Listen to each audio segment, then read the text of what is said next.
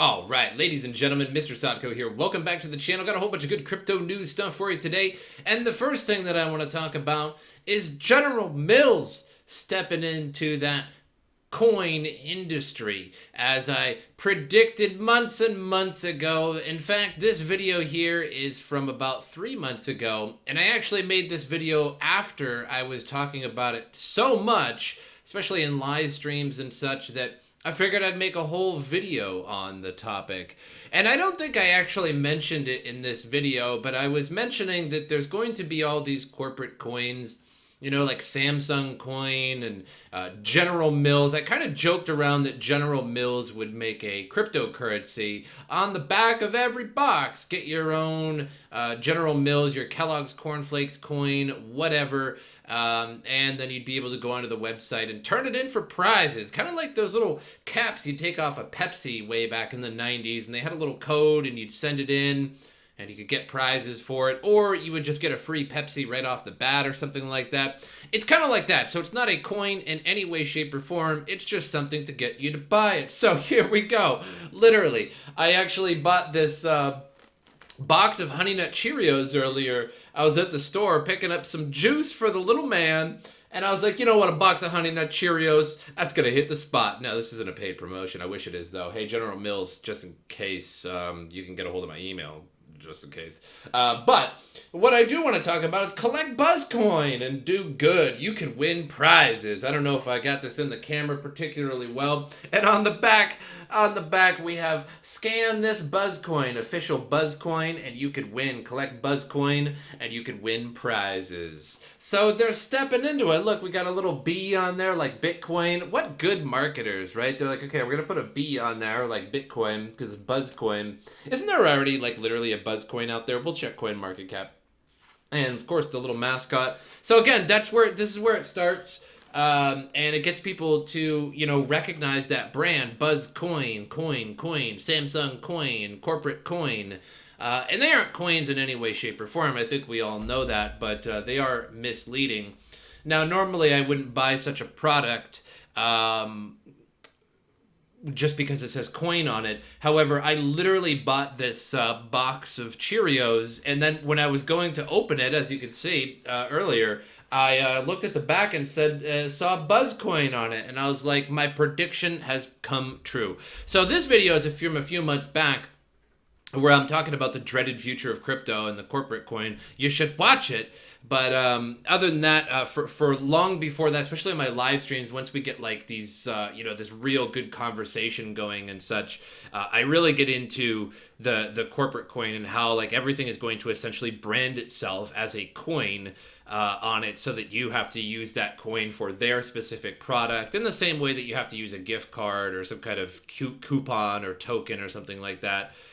Or some kind of passphrase or digital, a digital numeric value for something that you type in and you get $5 off on your purchase, etc. So, welcome to the world of the corporate coin. We're going to see this a lot. We're going to see this a lot on just about everything. I remember when Long Island iced tea company decided that they would rename their company Long Island Blockchain, and their stock, they had no crypto whatsoever. Their stock went up 500%, which subsequently dumped pretty quickly, but it just goes to show that's all it takes. So moving on here to some more grim news, the weekend Ethereum flash crash, manipulation, or just a large sell. So we had that massive dump in prices, and I've been talking about margin trading manipulation from exchanges for quite a while. And now in 2018, before 2018, we didn't see a lot of liquidations. We didn't see a lot of margin trading. There was a lot, but it really upped even more into this very odd, clearly manipulated market, which I suppose you could argue that it was before 2018 as well. But 2018 is very specific to what I'm talking about here, because that was the bear market when exchanges lost many users, when people weren't trading as much, the volume was way down. And when the volume is way down, the exchanges aren't making as much money. They're just not making the little small amounts every time you make a trade. So the way they get around this is that the ones that have margin trading will manipulate the price, and they can use their own Bitcoin or Ethereum or something like that to do that. Now, BitMEX has legitimately said that they trade on their own platform for profit. So that gives them a lot of incentive to liquidate the long and short in margin trading. So when you're shorting, you're betting on the price going down. When you're longing, you're betting on the price going up. Now, you can always see at any time, it's easily just to Google the BitMEX shorts versus longs chart. And you can see that, when the price is going up, people are very bullish, and that the price is going to go long, so everybody's longing. When the price is going down, or clearly looks like it's going to down, everybody's going to be shorting. This is just obvious.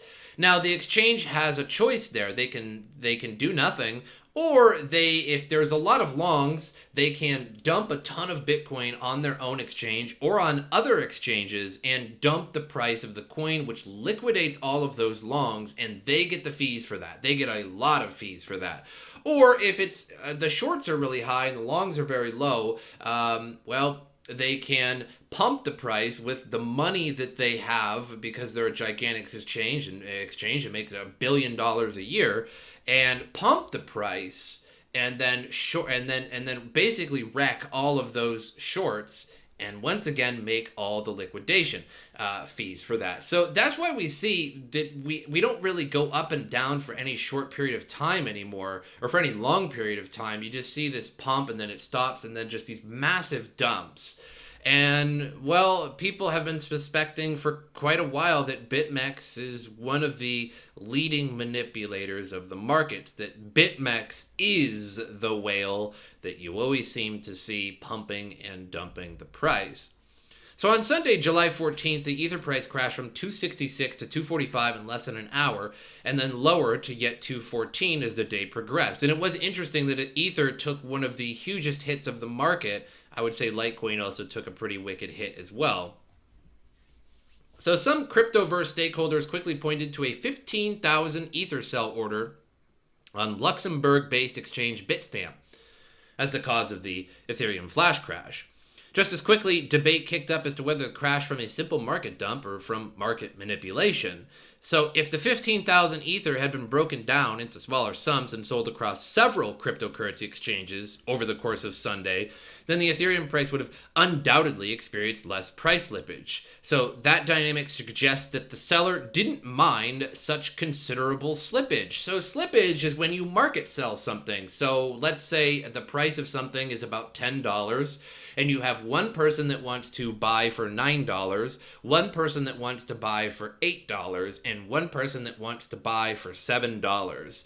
And you have 3 shares, and you market sell them. You want to sell all 3 shares at once. Well, you're not going to get $10 for that. Let's say that the first person wanted to buy it at 10, and then 9, and then 8. So for the first share, you're going to sell it for $10. Then automatically the second share is going to sell to the very next person who is willing to buy, and they have their order set as a limit order for $9. Then it buys for $9, then $8. So you did not make $30 on that. Instead, you made only like $27 instead of $30. Now you would have thought, hey, the price is at $10. Why didn't I make $30? Well, maybe minus some fees, but let's ignore those. Well, because the second person only wanted to buy at 9, the third person wanted to buy at 8. So if you have 15,000 Ethereum, and let's extrapolate that a lot, the price of Ethereum is at $266, and you go to sell it, well, you're not going to make $266 per Ethereum. What you would want to do is put a few thousand on one exchange, another exchange, and another exchange, all with a high liquidity, and that's why people like high liquidity, high volume exchanges. because there's many more people and many more individual orders all the way down instead of these chunky orders. If you've ever gone to an exchange with very low volume or very low liquidity, or a very brand new coin on a small DDEX exchange or something like that, you'll notice that the price, if you were to just buy a few of them, that the price would rocket way up, and you end up costing yourself more money, or you end up costing yourself less money by selling it. So nobody in their right mind with 15,000 Ethereum would want to sell it on one exchange on Bitstamp right away. That simply doesn't have the highest liquidity on the market. You would probably want to do that on Binance or Coinbase or something with more. I'm not sure the liquidity of Bitstamp right away, but again, either way, you wouldn't want to do it on one exchange. It just doesn't make sense. You're not going to make very much money doing that. Of course, you're going to make a lot of money. It's 15,000 Ethereum, but you cost yourself a lot of money. So one possibility is that the trader didn't care to maximize profits and was content with the ease of selling the trove on Ethereum in one go. It's also possible the price slippage was the point, i.e. a coordinated market manipulation in order to trigger shorts on the cryptocurrency derivatives platforms like BitMEX. So accordingly, some of the space argue the sell came on a relatively illiquid trade like Bitstamp, specifically so the sell-off would have a more exaggerated effect on BitMEX's derivatives indexes. In other words, the trader is alleged to have taken out an Ethereum short on BitMEX and then flash crashed the Ethereum price to manipulate their way to a large payday. And this has been going on for a very long time in cryptocurrency, at least a few years. And nobody can do anything about it because it's an unregulated market. And that's why we see pump and dump groups all over Telegram and things like that, because they're not illegal. They're frowned upon, but not illegal. In the stock market, a pump and dump group is really, really illegal. So others argued the allegations of manipulation were based on speculation, and there was no evidence of flash crash was anything other than just a large Ethereum sell. Someone says, it seems like this was an actual trade, not manipulation. Unpopular opinion, this is a good thing. The only way to provide liquidity is to incentivize market makers to join the markets. Flash crashes like this are a huge profit opportunities to smart market makers. It's a painful process, but these kinds of things build depth in the market. Well, sure, but again, I think anybody with 15,000 Ethereum would just would not make that choice. I think anybody that's reasonably educated when it comes to trading would know that you would not market sell that much. Now, market selling just a little bit at a time, even just one Bitcoin, like on Coinbase or something like that, is not going to be a problem. Now, you probably should use a limit because on most exchanges they have a smaller fee for a limit order, but it's just not going to be a problem because there's 43 willing to buy $1 less and 100 willing to sell at $1 more, and if you go to sell or buy, it's not going to slip the price at all. But on a small exchange like that, or on a relatively small exchange with 15,000 Ethereum, it just makes no sense. So in case you didn't know, the entire sell-off yesterday was triggered by market manipulation. This is, again, somebody's just opinion. We don't have any evidence of that. But again, it's a very silly choice to do that.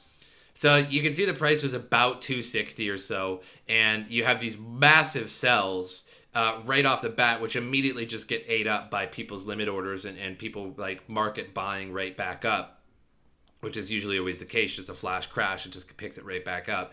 And then you can see the price never really recovered after that.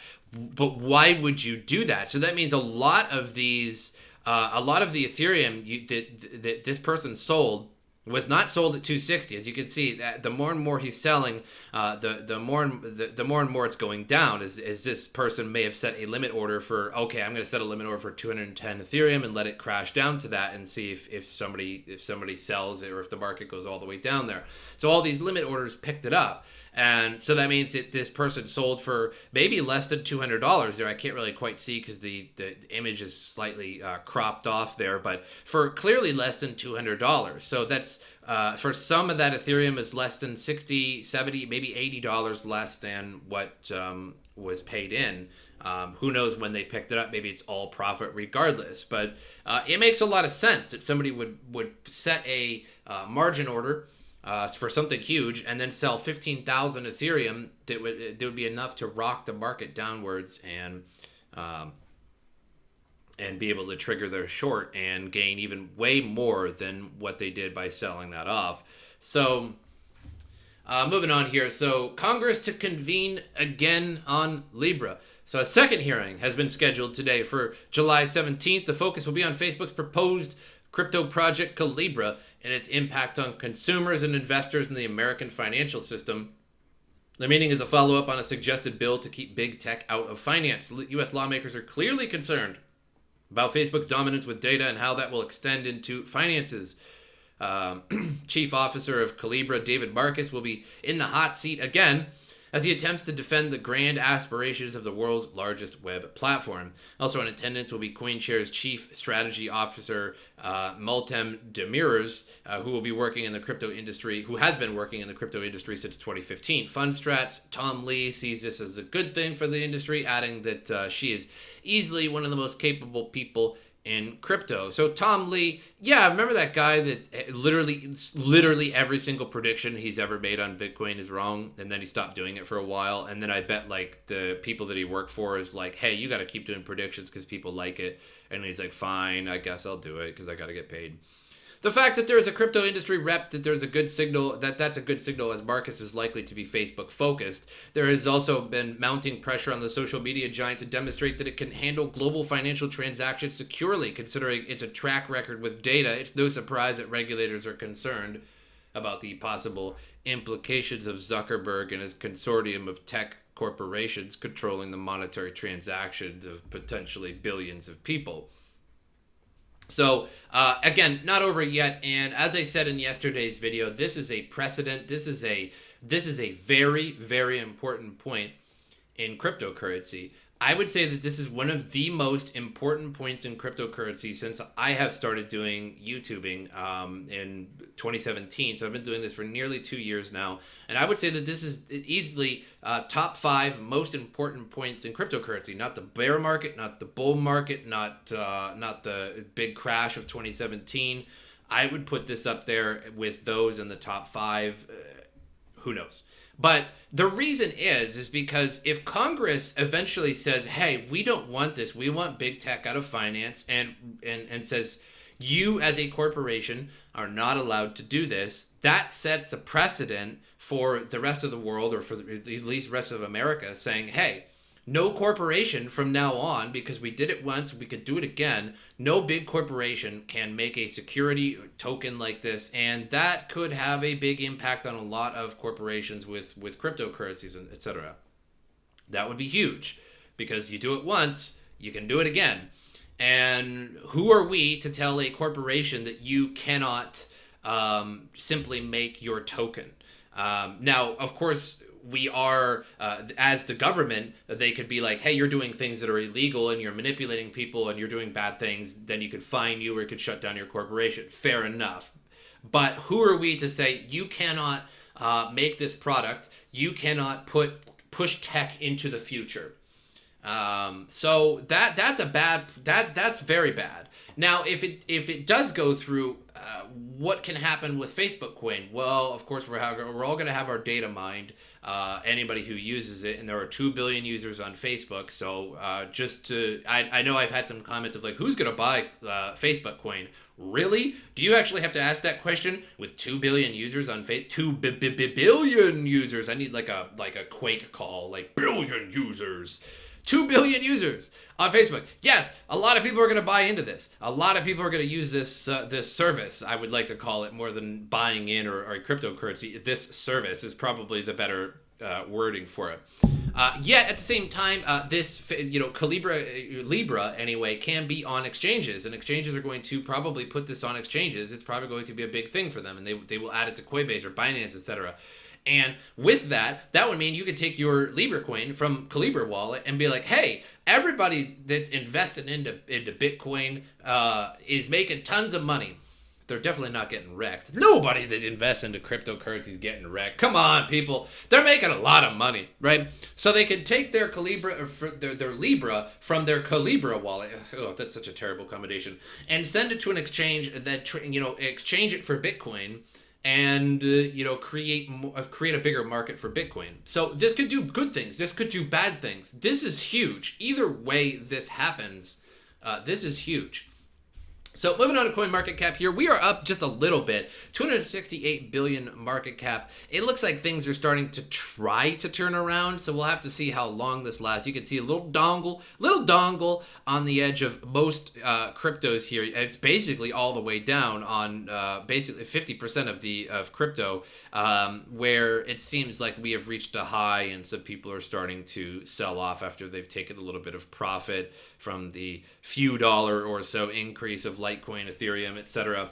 But we'll have to see. There's got to be a bottom here sometime, but who knows when that's going to be. So now, my advice in terms of trading, I don't like to say what to buy or what to do or when to sell, but just keep an eye on the markets. If Bitcoin gets back to 13,000 and you see it start to slow down, that's when you should really be keeping an eye on it in order to sell as soon as possible, because it's going to go up, it's going to go down. I'm not going to be one of those people that say just hodl on the entire time. Now, day trading is a great thing, and buying and selling is great liquidity, so don't give me that. Now, I would like to point out, though, that you can clearly see when whale purchases actually occur. And, if you just drag this back just a few days or so, it's hard to see it now, but you can see when whale purchases actually occur. And, 11,251 in a blink of an eye, a couple $100, 11,400 and some in the blink of an eye, 11,800. These little steps that you see that are going up, and not just, it's always jagged, if you will, but when you see literal steps going up or going down. Now, when you see those steps, it's going to go down essentially equally as what it went up. And it's usually a few days later, 7 days later, it's like a week, maybe 2 weeks at best later, it's going to go down by that equal amount, because whales are purchasing in large amounts at a time, manipulating it up, waiting for that Bart Simpson to see, okay, is the market going to continue going up? Well, then I'll hold on for a little while. Is the market going to start going down? Well, then I'll manipulate the whole world and set a bunch of shorts and then sell my 15,000 Ethereum idiotically on one semi-liquid exchange, which, again, no intelligent person with $15,000 worth of Ethereum is going to do. You're going to lose tens of thousands, if not tens of thousands of dollars less than just setting a limit order or taking that 15,000 and putting it in chunks of 5,000 or 5 chunks of 3,000 or denominations of 1,000 each, and putting it on exchanges that have a liquid price that they can all sell for around the same value to.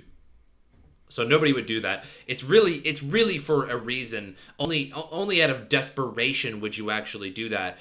So it's hard to say, but that's all I have for you guys today. Make sure you subscribe to the channel, like the video, share the video. It helps me out a lot. My social media in the description below. And make sure you guys also hit the bell as well. And I didn't mean to rhyme there. Now, I know a lot of YouTubers say this, but YouTube has had a problem lately, and I've noticed a savage decline in views. And I even my wife, I was mentioning it to my wife last night, and she said, you know what, I haven't been getting any of your notifications on my phone when you upload a video. In fact, I haven't gotten any notifications. And I looked at her phone, and if you have like an Android, you can hold your thumb down on the YouTube button for the app button, and it'll say app info. Click on that app info and check and see if YouTube is blocking that app is blocking notifications, because hers was, and she was like, I never blocked any notifications. I don't know why I would even do that. So first of all, the app sometimes blocks your notifications, and YouTube has admitted, hey, we don't send notifications out to every subscriber. We just don't do it, because if you did, I mean, you're subscribed to 20, 30, 40, 50 people, your phone would be going off all day. It makes sense. So if you like the channel and you like to catch videos every day, make sure you hit that bell button and you'll actually get a notification. Otherwise, you only get them maybe once in a while. But